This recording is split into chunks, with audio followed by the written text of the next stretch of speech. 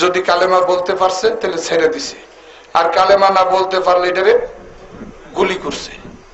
দেখছি আমাদের আশেপাশে অনেক হিন্দু ভাইরা কয় হুজুর কালেমাটা একটু পড়ার, মুখস্থ করার। কালেমা পড়তে পড়তে ফেনা উড়ে লাইছে, কালেমা মুখস্থ করছে। এই কালেমা পড়ে কি, এই কালেমা মুখস্থ করে এই কালেমা পড়ে কি তারা মুসলমান দাবি করতে পারে? কেননা এইটা মুসলমান হওয়ার জন্য কালেমা পড়া হয় নাই, এটা ছিল জান বাঁচানোর কালেমা। এটা ছিল তাদের জান বাঁচানো কালেমা, এটা মুসলমান হওয়ার কালেমা। ভাইয়ের আমার, কালেমা না পড়ে মুসলমান হওয়া যাবে না, আবার কালেমা পড়লেই মুসলমান হয় না। আমার ভাইরা, এই কালেমা পড়তে হবে জবানে, এই কালেমা বিশ্বাস করতে হবে অন্তরে, এবং কালেমা দাবি অনুযায়ী আমলের জিন্দেগি তৈরি করা লাগবে। ইকরার বিল লিসান, তাসদীক বিল জিনান, আফআল বিল আরকান সমন্বয় সাধন করে একটা মানুষ যদি পড়ে কালেমা, ওই লোকটা মুসলমান হয়ে যায়। কিন্তু মুমিন হতে আরো কিছুর প্রয়োজন। ক্বালাতিল আরাবু আমান্না কুল লাম তুমিনু কুলু আসলামনা। একদল বেদুইন আরাবিয়ান আমার নবীর দরবারে হাজির হয়ে বলতেছে, আমরা ঈমান আনছি। আমার আল্লাহ কয়, রাসূল গো, ওদেরকে বলেন ওরা এখনো ঈমান আনে নাই। কুলু, ওরা বলুক আসলামনা, আমরা ইসলাম গ্রহণ করেছি মাত্র। কেননা এখনো ওদের ঈমান কলবের ভিতর ঢুকে নাই, কলবের ভিতর প্রবেশ করে নাই। যতক্ষণ না পর্যন্ত ঈমান কলবের ভিতরে না ঢুকে, কালেমা কলবের ভিতরে প্রবেশ না করে, ততক্ষণ পর্যন্ত মুমিন দাবি করা যায় না। শুধু জবানে পড়লেই মুসলমান হয় না। ইকরার বিল লিসান, তাসদীক বিল জিনান, আফআল বিল আরকান সমন্বয় সাধন করে কালেমার দাবি অনুযায়ী আমলের জিন্দেগি তৈরি করতে পারলে একটা মানুষ মুসলমান আর ইমানদার দাবি করতে পারে। ভাইরা আমার, এই কালেমা পড়েও যেমন শুধু মুসলমান দাবি করা যায় না, আবার এই কালেমা না পড়লেও মুসলমান হওয়া যায় না। তাইলে যেইভাবে কালেমা পড়লে এবং কাজ করলে মুসলমান হওয়া যায়, ইমানদার দাবি করা যায়, কালেমাটা ওই রকম ভাবে পড়া, বিশ্বাস স্থাপন করা দরকার আছে না নাই? ভাইয়ের আমার, এই কালেমার মধ্যে দুইটা নাম।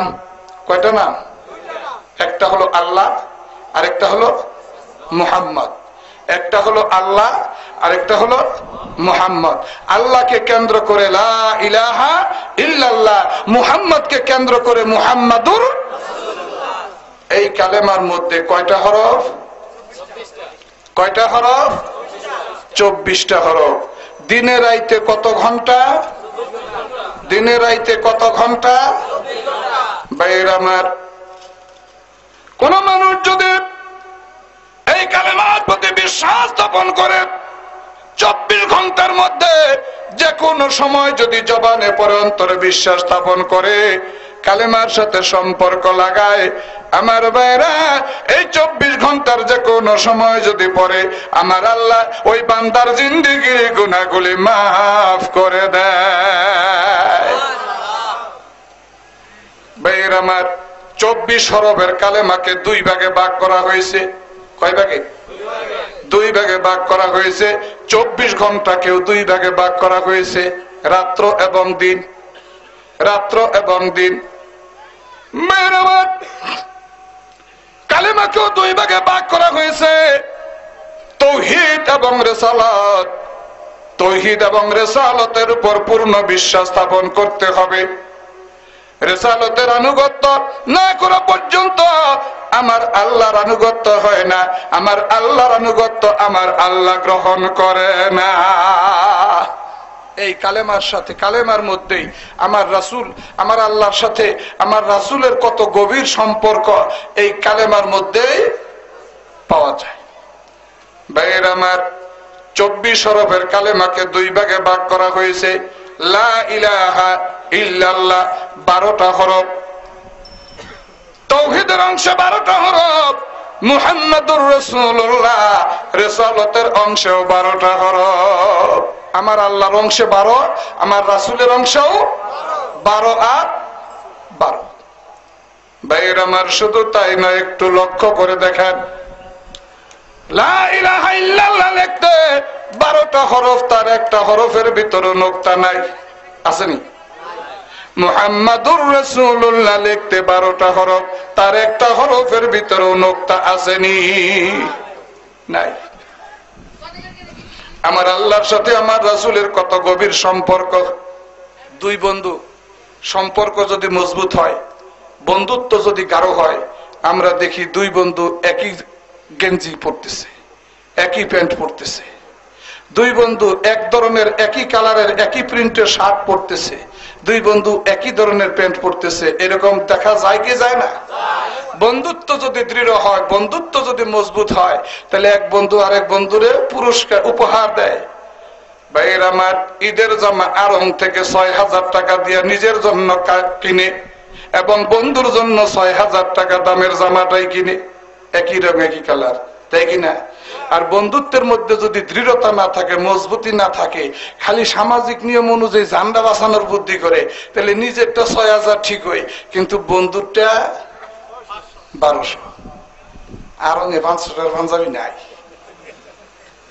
ভাইয়ের আমার, তাইলে বন্ধুর লেগে কম দামের, নিজের জন্য বেশি দামের, এটা হইলো বন্ধুত্বের নমুনাটা, উঁচা নিচা, তাই না? আর যদি সমান সমান হয়, তাহলে নিজের জন্য যেই কালার, বন্ধুর জন্য ওই কালার, নিজের জন্য আরং, বন্ধুর জন্য তাই। আমার আল্লাহর সাথে আমার রাসূলের কত গভীর সম্পর্ক। কালেমার ভিতরে দেখেন, তৌহিদের অংশে 12 হরফ, রিসালাতের অংশেও 12 হরফ। তৌহিদের অংশে 12 হরফ, একটা হরফের ভিতরে নোক্তা নাই। রিসালাতের অংশে 12 হরফ, তার একটা হরফের ভিতরে নোক্তা নাই। আল্লাহ লিখতে যে কয়টা হরফ, একটা হরফের ভিতরে নোক্তা নাই। মুহাম্মদ লিখতে যে কয়টা হরফ, তার একটা হরফের ভিতরে নোক্তা নাই, আসেনি? তাই নোক্তাবিহীন হরফের কালেমা যদি কেউ মানুষ জবানে স্বীকার করে, অন্তরে বিশ্বাস স্থাপন করে, কালেমার সাথে কালবি সম্পর্ক লাগাইলে, আমার আল্লাহ তার রাসূলের কারণে, আমার আল্লাহর এই কালেমা পড়ার কারণে আমার আল্লাহ তার জিন্দেগীর গুনাহগুলি মাফ করে দেয়। লা ইলাহা ইল্লাল্লাহ, লা ইলাহা ইল্লাল্লাহ, লা ইলাহা ইল্লাল্লাহ, লা ইলাহা ইল্লাল্লাহ, লা ইলাহা ইল্লাল্লাহ, লা ইলাহা ইল্লাল্লাহ, লা ইলাহা ইল্লাল্লাহ, লা ইলাহা ইল্লাল্লাহ মুহাম্মাদুর রাসূলুল্লাহ সাল্লাল্লাহু আলাইহি ওয়াসাল্লাম। ভাইরা আমার, আল্লাহ হলেন রাব্বুল আলামিন, আল্লাহ হলেন রাব্বুল আলামিন। সমস্ত আলম সমূহের, সমস্ত সৃষ্টি জগতের পালন কর্তা কে? আল্লাহ। আর রাসূল হলেন রাহমাতুল লিল আলামিন, রাসূল হলেন রাহমাতুল লিল আলামিন। আল্লাহ হলেন সৃষ্টি জগতের প্রতিপালক, রব্বুল আলামিন, আল্লাহ সৃষ্টি জগতের প্রতিপালক। আর আমার নবী হলেন রাহমাতুল লিল আলামিন, সমস্ত সৃষ্টি জগতের জন্য, সমস্ত আলমের জন্য তিনি হলেন রহমত। ওই রাহমাতুল লিল আলামিন আমার দয়াল নবীর সাথে যারা প্রেমের সম্পর্ক তৈরি করতে পারে, আল্লাহর রহমত তাদের উপর নাজিল হয়ে যায়। লা ইলাহা ইল্লাল্লাহ, লা ইলাহা ইল্লাল্লাহ, লা ইলাহা ইল্লাল্লাহ, লা ইলাহা ইল্লাল্লাহ, লা ইলাহা। সামনে গান, সামনে গান, পিছনে জায়গা পুরো হয়ে গেছে, সামনে গান। ওই যে দেখেন বাইরে আসতেছে, আরো আসবে, আমরা তাদের জন্য জায়গা পিছনে রাখবো। সামনে গান, জিকির করেন, আর সামনের দিকে গান।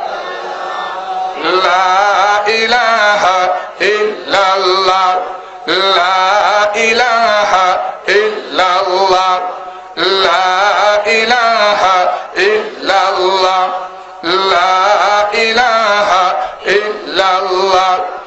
লা ইলাহা ইল্লাল্লাহ লা ইলাহা ইল্লাল্লাহ লা ইলাহা ইল্লাল্লাহ লা ইলাহা ইল্লাল্লাহ লা ইলাহা ইল্লাল্লাহ লা ইলাহা ইল্লাল্লাহ লা ইলাহা ইল্লাল্লাহ লা ইলাহা ইল্লাল্লাহ লা ইলাহা ইল্লাল্লাহ লা ইলাহা ইল্লাল্লাহ লা ইলাহা ইল্লাল্লাহ লা ইলাহা ইল্লাল্লাহ মুহাম্মাদুর রাসূলুল্লাহ সাল্লাল্লাহু আলাইহি ওয়াসাল্লাম। ভাইরা আমার, আল্লাহ হলেন রব্বুল আলামিন আর নবী মুহাম্মাদুর রাসূলুল্লাহ সাল্লাল্লাহু আলাইহি ওয়াসাল্লাম হলেন রাহমাতুল লিল আলামিন। এই রাহমাতুল লিল আলামিন নবী মুহাম্মাদুর রাসূলুল্লাহ সাল্লাল্লাহু আলাইহি ওয়াসাল্লামের সাথে সম্পর্ক তৈরি করতে না পারলে ওই আল্লাহকে লাভ করা, আল্লাহর ভালোবাসা পাওয়া আমার আল্লাহ নিজেই ঘোষণা করেন, কুল ইন কুনতুম তুহিব্বুনাল্লাহা ফাত্তাবিউনি ইউহিব্বুকুমুল্লাহু ওয়া ইয়াগফির লাকুম যুনুবাকুম ওয়াল্লাহু গফুরুর রহিম।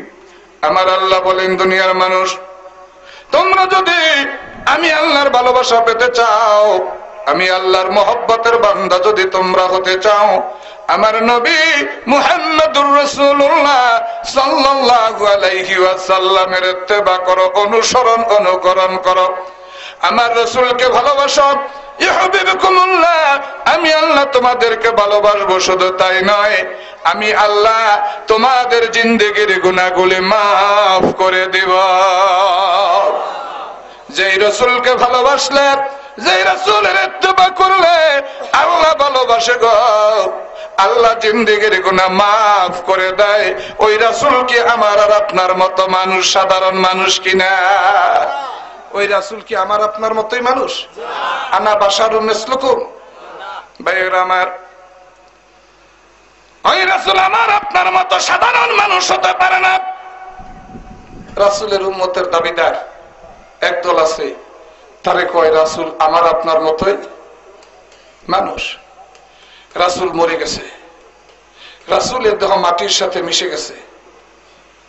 কন্যা নাউজুবিল্লাহ। রাসূল কি মরে গেছে? হায়াতুন নবী, জিন্দা নবী।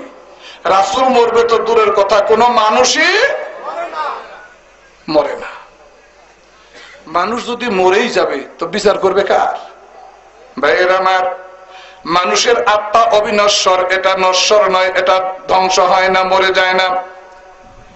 এই সাধারণ মানুষের সাধারণ দেহ, এই দেহের মৃত্যু হয়, কিন্তু তারপরেও যারা মহামানব তাদের দেহেরও মৃত্যু হয় না, মাটি তাদের দেহকে স্পর্শ করতে পারে না।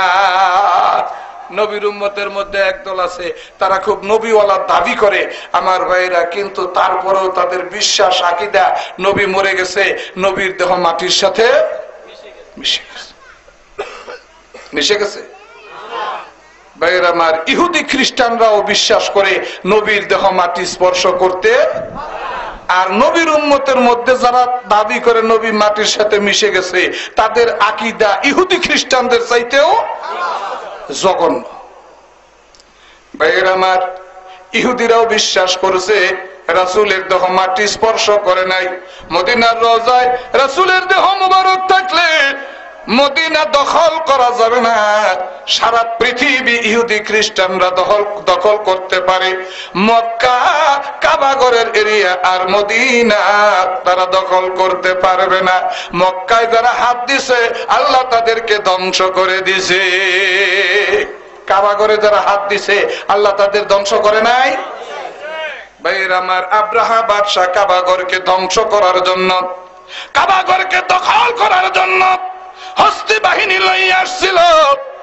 আমার আল্লাহ আবাবিল পাখি যাকে যাকে পাঠাইয়া দিলেন, চড়ুই পাখির মতো ছোট্ট ছোট্ট পাখি, মুখের মধ্যে পাথর কুচি লইয়া হাতির উপর ফেলাইলে হাতি ধ্বংস হয়ে গেছে, যায় নাই? ধ্বংস হয়েছে নয় নাই? আব্রাহা গোষ্ঠী শুদ্ধ ধ্বংস হয়েছে নয় নাই?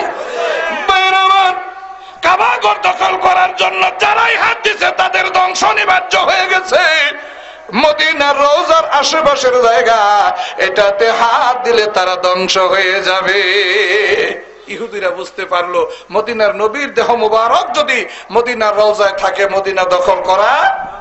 এই জন্য বাদশাহ নুরুদ্দিন জঙ্গির সময়ে সুরঙ্গ করে মদিনার রওজা থেকে রাসূলের দেহ মুবারক চুরি করার জন্য যে ষড়যন্ত্র করছিল, এই ঘটনা আপনারা সবাই মোটামুটি জানেন।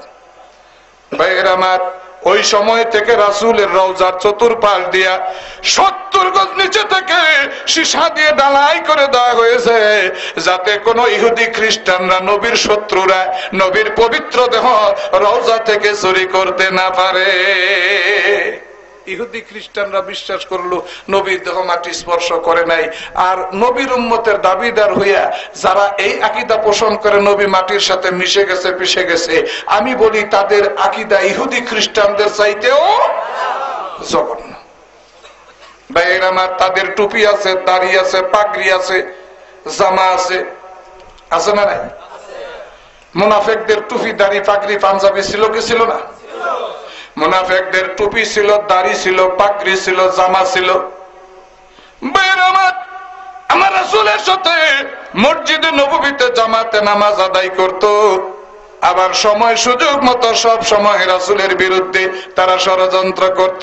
রাসূলের শান আর মানকে কি করে বিলুণ্ঠিত করা যায়, মসজিদে নববীতে বসে রাসূলের বিরুদ্ধে ষড়যন্ত্র করতে, আশেপাশে থেকে রাসূলের বিরুদ্ধে ষড়যন্ত্র করতে সমস্যা হয়, ঘটনা ফাঁস হয়ে যায়।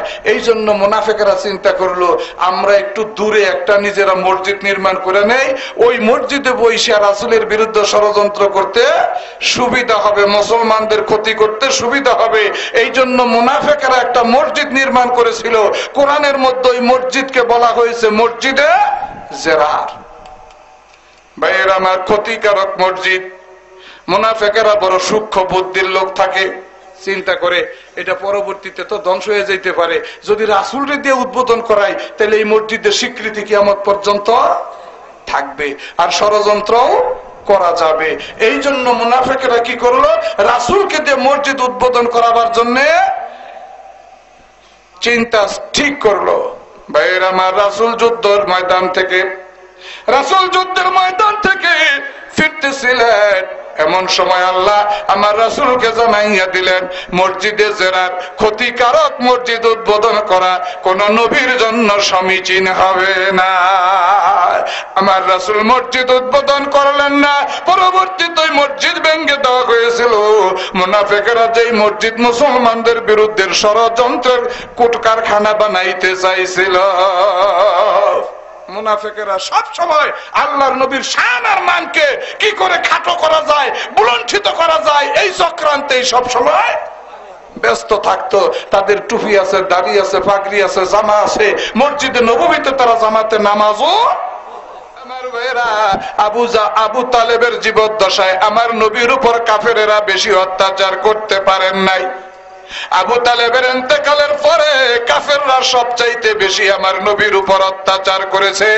ওই আবু তালেবের ছেলে আপন চাচাতো ভাই জাফর বিন আবু তালেব দ্বিতীয় সেনাপতি নির্বাচিত হলেন। আমার রাসূল বলতেছেন বাড়ি চলে যান, স্ত্রী পুত্র পরিবার পরিজনদের থেকে বিদায় নিয়ে আসেন। জাফর বিন আবু তালেব ইতিপূর্বে আবিসিনিয়ায় হিজরত করেছিলেন। যে জাফর বিন আবু তালেবের কোরআনের তেলাওয়াত শুনে খ্রিস্টান বাচ্চা নাজ্জাশীর চোখের পানিগুলি ঝরেছিল। ভাইয়ের আমার, এই জাফর বিন আবু তালেব এইবার বাড়ির পথে রওনা হয়ে যায়। চিন্তা করে কেমন করে বিদায় চাইব, ছেলে মেয়েদের কাছে কেমন করে বিদায় চাইব, স্ত্রীর কাছে কেমন করে বলবো, যুদ্ধের ময়দানে শহীদ হয়ে যাব এই কথা কেমন করে বলবো। এইরকম চিন্তা ভাবনা করতে করতে বাড়িতে চলে গেছে। স্ত্রীকে ডাক দিয়ে একটু আড়াল করে স্ত্রীর কাছে বলতেছে বিদায় দাও, যুদ্ধের ময়দানে চলে যাব, মন বলছে শহীদ হয়ে যাব, বিধবা হয়ে যাবে। যুদ্ধের ময়দানে যাব, বিদায় দাও। এইবার স্ত্রী ডাক দিয়া কয়, স্বামী গো, যুদ্ধের ময়দানে চলে যাবেন, কোনো আপত্তি করব না। শহীদ হয়ে যাবেন, তাও কোনো আপত্তি করব না। আমি বিধবার কাপড় পরবো, বিধবার পোশাক পরবো, তাও আপত্তি করব না। স্বামী গো, একটু যদি সময় দেন, আমার জীবনের তরে শেষবারের মতো আমি আমার স্বামীর একটু খেদমত করতে চাই। জাফর বিন আবু তালেব কয়, না রে না, খেদমত নেওয়ার সময় নাই, খেদমত করার সুযোগ নাই, বিদায় দাও, দেখা হবে হাসরের ময়দানে। সন্তানেরা পাশে থেকে শুনতে পায়, বাবা মার কাছে বিদায় চায়। যুদ্ধের ময়দানে বাবা চলে যাবেন, শহীদ হয়ে যাবেন, মা বিধবা হয়ে যাবেন, আমরাও তো জীবনের মতো এতিমে হয়ে যাব। বাবা বলে ডাক দেওয়ার মতো কেউ থাকবে না। এইবার সন্তানেরা আর সইতে পারে না, দৌড়াইয়া বাবার কোমরটা জড়াইয়া ধরে আর কান্দে, কয়, বাবা গো, তুমি যুদ্ধের ময়দানে চলে যাইবা গো বাবা, শহীদ হইয়া যাবা, আমরা এতিম হইয়া যাব, কারে বাবা বলে ডাকবো গো বাবা, আমাদেরকে না বলে কেমন করে যুদ্ধের ময়দানে যাও। সন্তানেরা বাবারে ধরে কান্দে, বাবা সন্তানের মাথায় হাত বুলাইয়া সান্ত্বনা দেয়, বিদায় দে, দেখা হবে হাসরের ময়দান। রওনা হয়ে যায় জাফর বিন আবু তালেব, রওনা হয়ে যায়। স্ত্রী দাঁড়াইয়া দাঁড়াইয়া দেখে ওই যে স্বামী বিদায় হয়ে যায়, আর কোনদিন আমার কাছে ফিরে আসবে না। সন্তানেরা তাকাইয়া তাকাইয়া দেখে বাবা যুদ্ধের ময়দানে চলে যায় গো, বাবা শহীদ হয়ে যাবে, আর কোনদিন ফিরে আসবে না। কারে আমরা বাবা বলে ডাক দিব? পিছন থেকে সন্তানেরা ডাক দেয়, বাবা একবার ফিরে তাকাও গো বাবা, জীবনের তরে শেষবারের মতো বাবার চেহারাটা দেখবার যায়।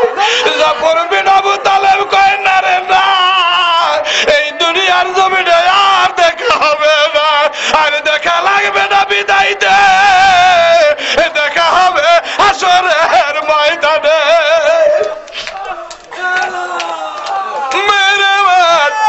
এইবার তৃতীয় সেনাপতি, যার নাম ঘোষণা করেছিলেন আব্দুল্লাহ ইবনে রাওয়াহা, সবেমাত্র বিবাহ করে বাসর ঘরে স্ত্রীর লইয়া ঢুকছে। আল্লাহর নবী ডাক দিছে, বাসর ঘরে স্ত্রী রাইখা আমার নবীর ডাকে সাড়া দিয়ে হাজির হয়ে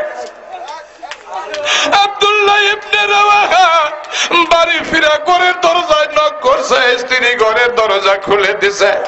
তাকাইয়া দেখে স্বামী তার দিকে পিছন দিয়া দাঁড়াইয়া রইছে। স্বামী গো, কি অপরাধ করলাম, কি বেয়াদবি করলাম, কি কষ্ট তোমারে দিলাম, আমার বাসর ঘরে না আইসা আমার দিকে পিছন দিয়া কেন দাঁড়াইয়া রইলা? আব্দুল্লাহ ইবনে রাওয়াহা কয়, জানেন না, এই দুনিয়ার জমিনে আমার বাসর ঘর হবে না, বিদায় দে, দেখা হবে হাসরের ময়দানে। স্ত্রী চোখের পানি গুলি ছেড়ে দিয়ে কয়, স্বামী গো, যুদ্ধের ময়দানে চলে যাবে, আমি বাধা দিব না, বাসর করে বিধবার পোশাক পরবো, আমি কোনো আপত্তি করব না। একটা শুধু দাবি করব গো স্বামী, আমি এখনো আপনার চেহারাটা ভালো মতো দেখি নাই। আপনি যদি শহীদ হয়ে যান, আমি হাসরের ময়দানে আমার স্বামীকে কেমন করে চিনবো? একটু মুখটা ঘুরান, আমি আমার স্বামীর মুখটা দেখা চিনা রাখি, যেন হাসরের ময়দানে আমি আমার স্বামীকে চিনতে পারি। আব্দুল্লাহ ইবনে রাওয়াহা কয়, না রে না, বিদায় দে, দেখা হবে হাসরের ময়দানে। আমার দয়াল নবী উম্মতের কান্ডারি ওই দিন পরিচয় করাইয়া দিবে, এই দুনিয়ার পরিচয় লাগবে না।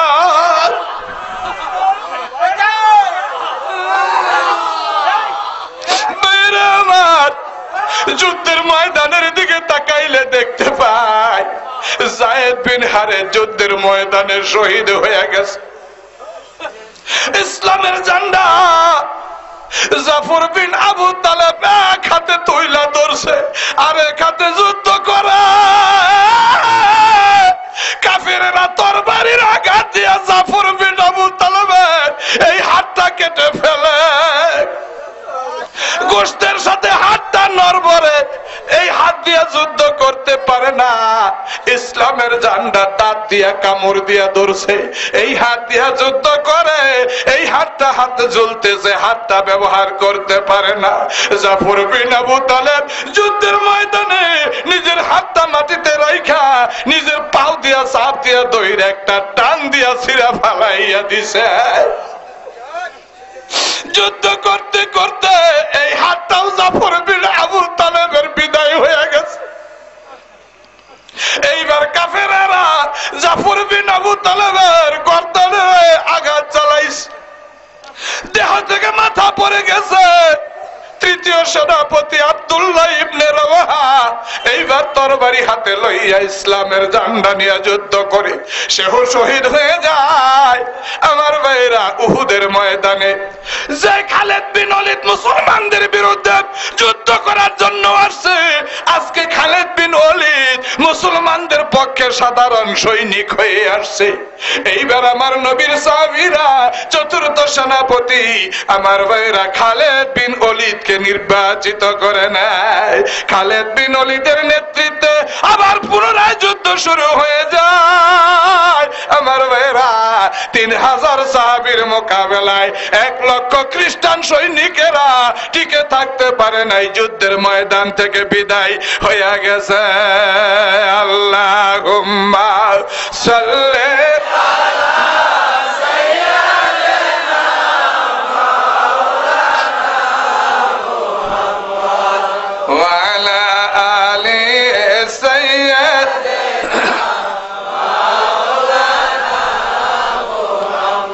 আমার মুসলমানরা ধন বলে, জন বলে, অস্ত্র বলে, বাহুবল দিয়ে যুদ্ধ করে নাই। মুসলমানরা ইমানের বলে বলিয়ান হইয়া আত্মিক পাওয়ার দিয়া যুদ্ধ করেছে। 1000 3000-এর বিরুদ্ধে বিজয় হয়ে গেছে। 3000 1 লক্ষের বিরুদ্ধে যুদ্ধ করে মুসলমানেরা বিজয়ী হয়েছে। ভাইরা আমার, আজকে ওই মুসলমান আমরা দাবি করি, ওই মুসলমান আমরা দাবি করি। আজকে আমাদের যোগ্যতা কোথায়? আল্লাহর সন্তুষ্টি অর্জনের জন্য নবীর প্রেমে পড়ে তারা জীবন দিছে, ছেলে মেয়ের কথা ভুলে গেছে। আজকে আমি আপনি ওই নবীর জন্য কি করতে চাই? ভাইরা আমার, ওই রাসূলকে এই সৃষ্টি জগতের ভিতরে সবচাইতে বেশি ভালোবাসতে হবে। তিনি হলেন নবী মুহাম্মদুর রাসূলুল্লাহ। আমরা শুধু নবীকে জীবন দিয়ে ভালোবাসবো, নবী কি তার উম্মতের ভালোবাসে নাই? ভাইরা আমার, রাসূল তার উম্মতের কেমন ভালোবাসছে একটা ঘটনা তুলে ধরেই আমি আমার মূল আলোচনার দিকে যাব। আল্লাহর নবী শেষ রাত্রে এক রাত্রে ঘুমাইতেছিলেন, যেই সময়টাকে বলা হয় রহমতের সময়। তরিকায় নকশবন্দিয়া মুজাদ্দিদিয়া যারা করে তারা এই শেষ রাত্রে ঘুমাইতে, শেষ রাত্রের ঘুম তাদের জন্য হারাম হারাম। ভাইয়ের আমার, খুতবার ভিতরে এই হাদিসটা আসছে, রাত্রকে 3 ভাগ করে 2 ভাগ শেষ হওয়ার পরে ওই তৃতীয় ভাগ যখন শুরু হয়, ওই সময়টা হয় খাস রহমতের সময়, খাস রহমতের সময়। ওই সময় আল্লাহ সেমাই দুনিয়া, দুনিয়ার নিকটবর্তী আসমানে হাজির হইয়া তার কুদরতি জবান দিয়ে আল্লাহ বান্দাদেরকে ডাকেন, ও বান্দা কে আছো গুনাহগার, আমি আল্লাহ রহমতের ভান্ডার খুলে দিছি, আমার কাছে মাপ চাও, আমি আল্লাহ তোমার জিন্দিগির গুনাহগুলি মাফ করে দেব। কে আছো বান্দা, অভাব অনটনে পড়ে আছো, রহমতের দরজা খুলে দিছি, আমার কাছে রহমত চাইলে আমি রহমত দান করব রে।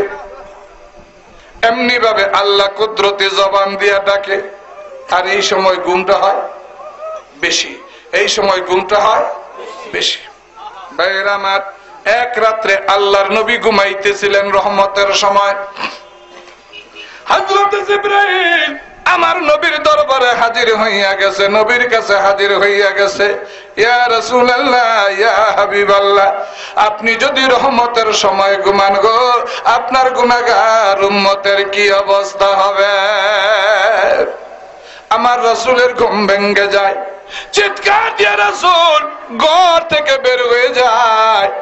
আমার নবী দৌড়ায় আর দৌড়ায়, দৌড়ায় আর দৌড়ায়, দৌড়ায়া দৌড়ায়া নবী পাহাড়ে পড়ে যায়, সেজদায় পড়ে আল্লাহর নবী কান্দে, ইয়া রাব্বি হাবলি উম্মতি উম্মতি বলে কান্দে। আমার নবীর সাহাবীরা ফজরের নামাজ আমার নবীর সাথে জামাতের সাথে আদায় করার জন্য মসজিদে নববীর ভিতরে হাজির হয়ে গেছে। হুজরা শরীফের দিকে তাকায়, এই বুঝি নবী আসতেছে, এই বুঝি নবী জামাতে আসতেছে, কিন্তু নবী ওই দিনের জামাতে আসেন নাই। আমার রাসূলের সাহাবীরা ফজরের নামাজটা জামাতের সাথে আদায় করে এইবার দৌড়াই হুজরা শরীফের দিকে। রাসূল অসুস্থ হয়ে পড়লেন কিনা, নতুবা কেন জামাতে আসলেন না? হুজরা শরীফে তালাশ করে আমার রাসূলকে পাওয়া যায় না। এইবার সাহাবীরা সন্ধান করে কোন স্ত্রীর ঘরে আমার রাসূল আছে কিনা, স্ত্রীদের ঘরে তালাশ করে আমার রাসূলকে খুঁজে পায় না। বের আমার নবীর সাহাবীরা পাগল পাগল হয়ে যায়, যে যার মতো আমার নবীর সন্ধানে বের হয়ে যায়। মদিনার অলিতে গলিতে সর্বত্র আমার নবীজিকে তালাশ করে, ফাতেমার বাড়ি তালাশ করে। 3 দিন হয়ে যায়, আজ কোথাও নবীর সন্ধান পায় না। এইবার আমার নবীর সাহাবীরা পাহাড়ের দিকে রওনা হয়ে যায়। আমার নবীর প্রধান সাহাবী হযরত আবু বকর এইবার পাহাড়ের দিকে রওনা হয়ে যায়। যাইয়া দেখে এক দল রাখাল ছেলেরা তাদের উটদুম্বাগুলি লইয়া আরেকটা পাহাড়ের দিকে রওনা হয়ে যায়। আবু বকর ডাক দিয়া কয়, রাখাল ছেলেরা রে, আমার দয়াল নবী উম্মতের কান্ডারি নবী মুহাম্মদুর রাসূলুল্লাহ সাল্লাল্লাহু আলাইহি ওয়াসাল্লাম কে দেখছনি? রাখাল ছেলেরা কয়, কে গো তুমি? কি তোমার পরিচয়? তোমার নবীকে আমরা চিনি না। একটা পাগল 3 দিন হয়ে যায়, পাহাড়ের ওই পাশে সেজদায় পড়ে উম্মতের জন্য কান্দে। আমাদের দুম্বাগুলি উটগুলি 3 দিন যাবত পাথরে মুখ দেয় না, ঘাসের মধ্যে মুখ লাগায় না। ওই পাগলটার দিকে তাকাইয়া তাকাইয়া ওর দুম্বাগুলি চোখের পানি ছেড়ে দিয়া কান্দে। তাই আমরা ওর দুম্বা লই আর একটা পাহাড়ের দিকে রওনা হয়ে গেলাম। আবু বকরের বুঝতে বাকি নাই, উম্মতের পাগল উম্মতের দেওয়ানা নবী ছাড়া কেউ হবে না। আবু বকর দৌড়ায় পাহাড়ের ওই পাশে যাইয়া দেখে নবী সেজদায় পড়ে কাঁদে। আবু বকর ডাক দেয়, ইয়া রাসূলুল্লাহ, ইয়া হাবিবাল্লাহ, হিজরতের সঙ্গী হইয়া এরা পর্বতের গুহা হইয়া আমি আপনার সাথে চলে আসলাম। হিজরতের সঙ্গী হইয়া আমি মদিনায় আপনার সাথে চলে আসলাম। একটা দিন না দেখলে আমি আবু বকর খানা খাইতে পারি না।